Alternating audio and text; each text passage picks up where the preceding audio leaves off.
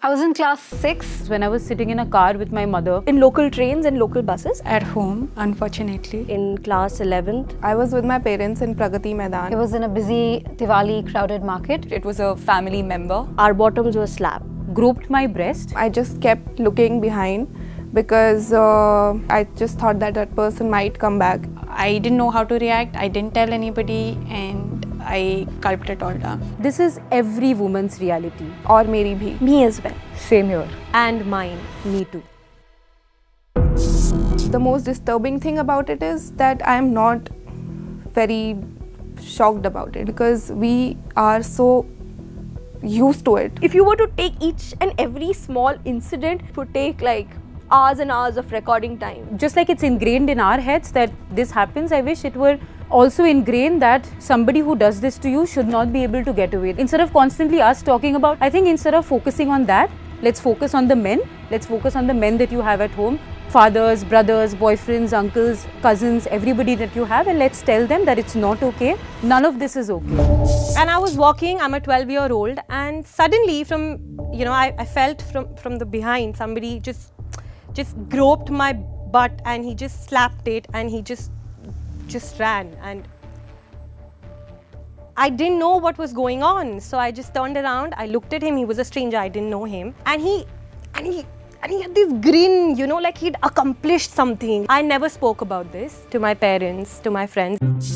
If a trend like this is going on, it gives other women the power, the courage and the support to come out and say their story, or to at least raise a voice when it happened.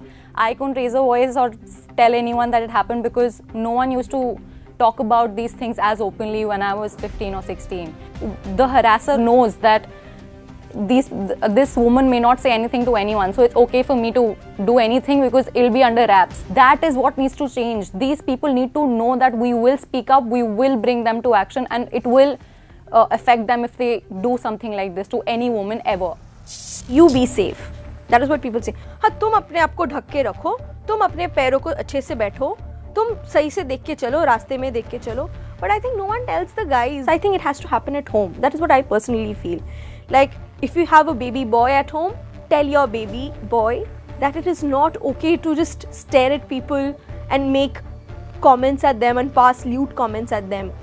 Because it's not okay. Because I think it has to happen between a mother to son, father to son. It has to happen at that level. 10-year boy is talking to me, addressing my chest and not looking into my eyes. I really don't know how to sensitize that 10-year-old boy or tell him that, boss, you need to look into my eyes and not where I'm not comfortable.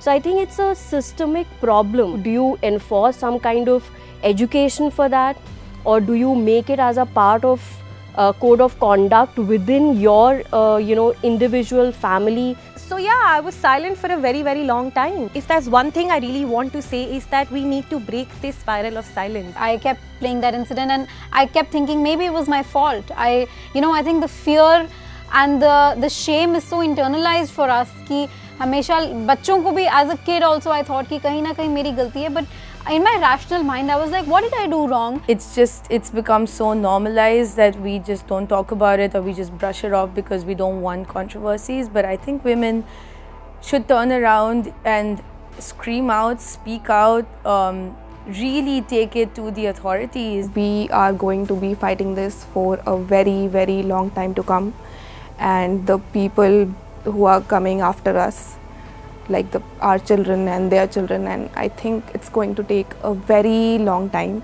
but all we can do is just keep fighting. While we believe that the conversation has to keep going, is a trend enough? Now we at the Quint believe that some serious action needs to be taken against these things, and we're currently in the process of drafting a petition to make stalking a non-bailable offence.